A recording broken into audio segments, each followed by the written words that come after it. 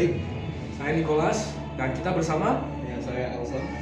Nah, kalau boleh tahu Koko kerjanya apa ya? Saya sebagai businessman di bidang properti. Oh, umur Koko berapa? Saat ini 20. Nah, sangat muda ya. Jadi arti dari pekerjaan Koko ini apa ya?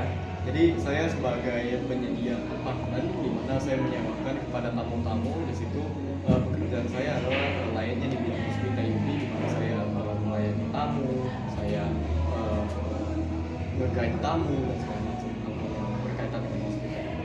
Oh, benar ya, Bu. Jadi proses sebelum Koko menjadi pekerjaan Koko yang sekarang ini apa ya?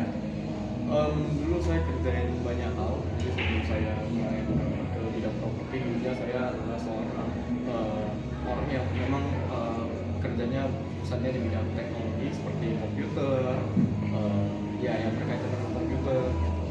Oh, kalau boleh tahu sebelumnya Koko kerja di mana ya?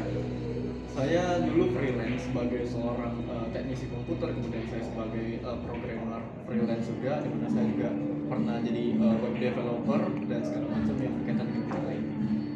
Menarik ya, Bu. Jadi mau nanya nih, suka dukanya pekerjaan Koko yang sekarang apa ya?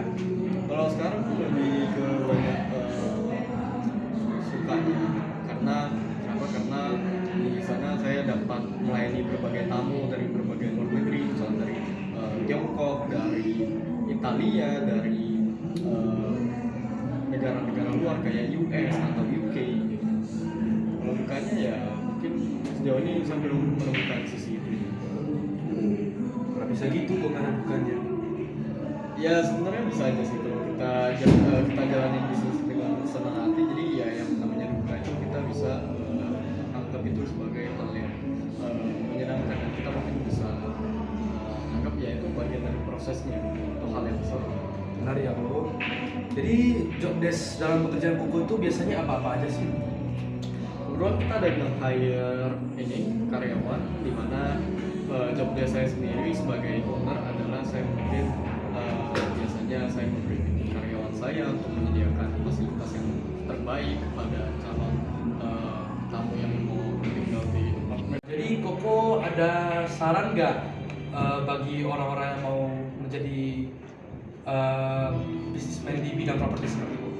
Kalau saran saya sih sebenarnya pertama, bisnis ini tuh tidak butuh yang namanya pendidikan tinggi, gak ada kualifikasi yang dibutuhkan, tapi yang pertama adalah gimana kita bisa beradaptasi dan gimana kita bisa melayani klien, gimana kita bisa ngobrol dengan banyak orang, gimana kita bisa memperhatikan kebutuhan orang lain. Jadi untuk jalan di bisnis ini ya kira-kira hal-hal seperti itu yang kita butuhkan, mental, berani, sehingga untuk menjalankan bisnis ini ke depannya lebih mudah.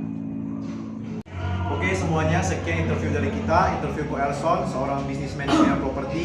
Semoga kalian senang dan suka menontonnya ya guys. Bye-bye. Bye-bye.